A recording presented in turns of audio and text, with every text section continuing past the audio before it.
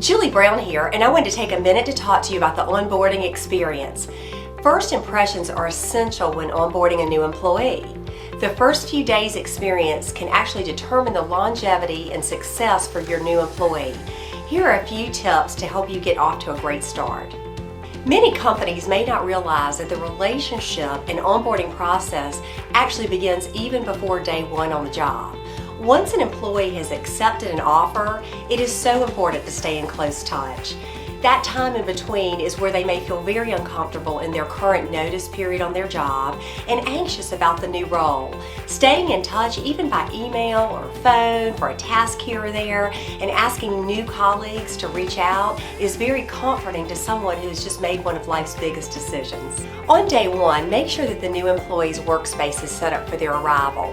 This could include some company gear like water bottles or company t-shirt. Along with that, it's a good idea to include the contact and roles of their coworkers. It can really impress your new employee and make them feel welcomed when they come into this new environment. Next, introduce the employee to all staff. Give them a full tour of the office, introduce them to upper management as well as coworkers, and explain what the role is within the company.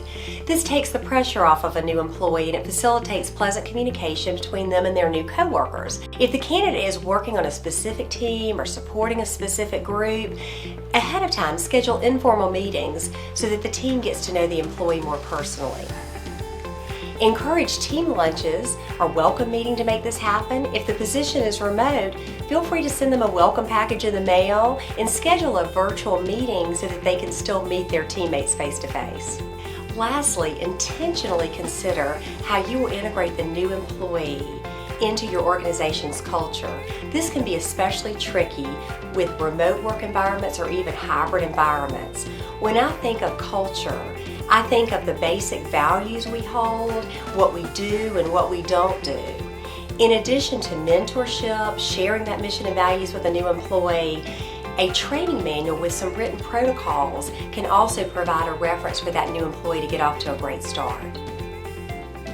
In closing, I hope these tips were helpful, and if you're looking for a new employee, please reach out to our team at Godshall. We will help you find the perfect fit.